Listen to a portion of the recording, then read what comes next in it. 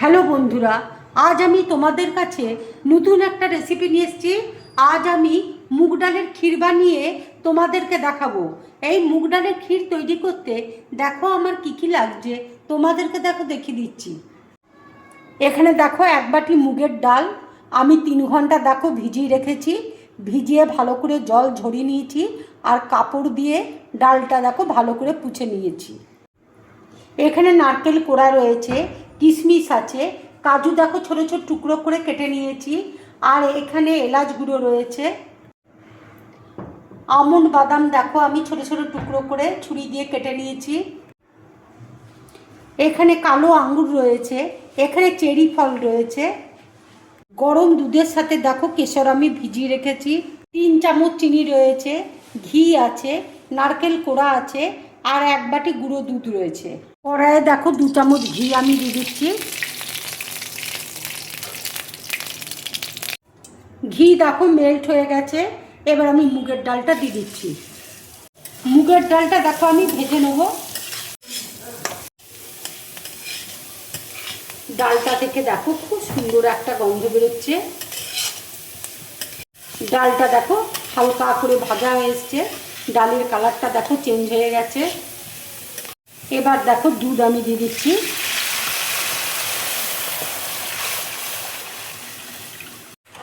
এখানে 1 লিটার আমি দুধ দিলাম।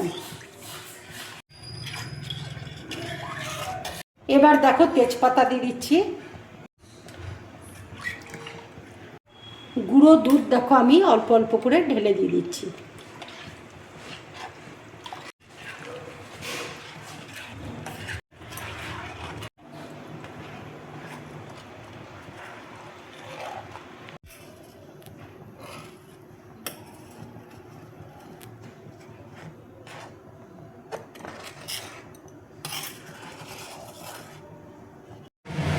মুগ ডাল একদম সেদ্ধ হয়ে গেছে।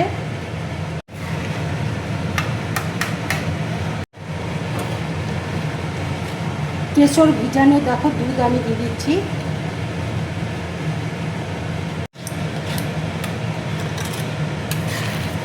কালারটা কত সুন্দর এসছে।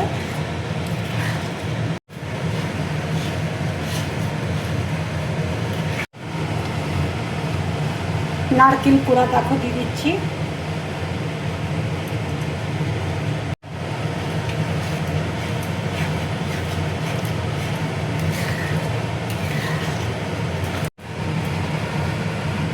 তিন চামচ আমি চিনি দিয়ে দিচ্ছি। মিষ্টিটা তোমরা যে যেমন খাও সেই হিসাবে চিনিটা দেবে।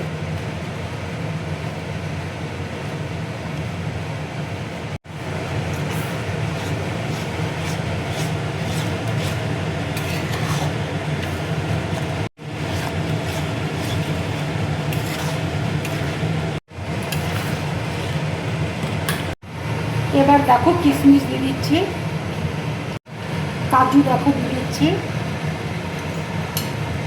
আমন্ড বাদাম দিয়ে দিচ্ছি।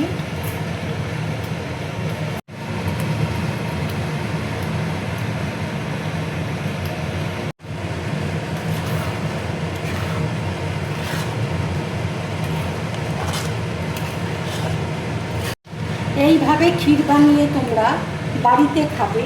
খেয়ে অবশ্যই আমাকে কমেন্টস করে তোমরা জানাবে তোমাদের কেমন লাগলো। ক্ষীরটা হয়ে গেছে। এবার আমি গ্যাসটা অফ করে দিচ্ছি। এবার এলাচ গুঁড়ো আমি দিয়ে দিচ্ছি। তোমরা ইচ্ছে করলে একটু গোলাপ জল দিতে পারো।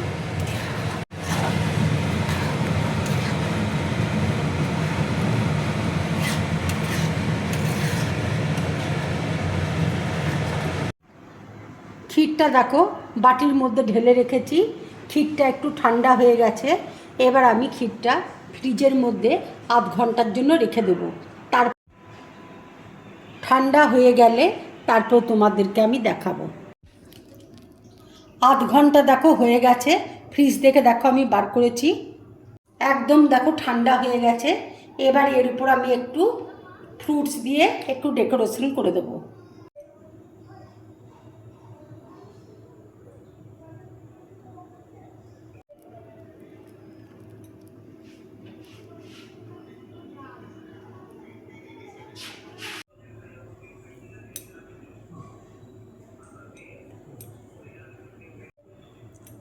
এবার দেখো চেরি দিয়ে দিচ্ছি।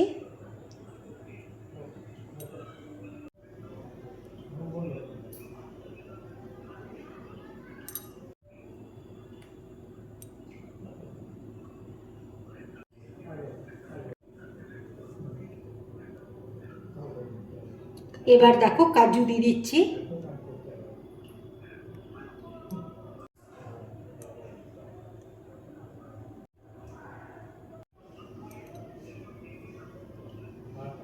এবার দেখো কিশমিশ দিয়ে দিচ্ছি।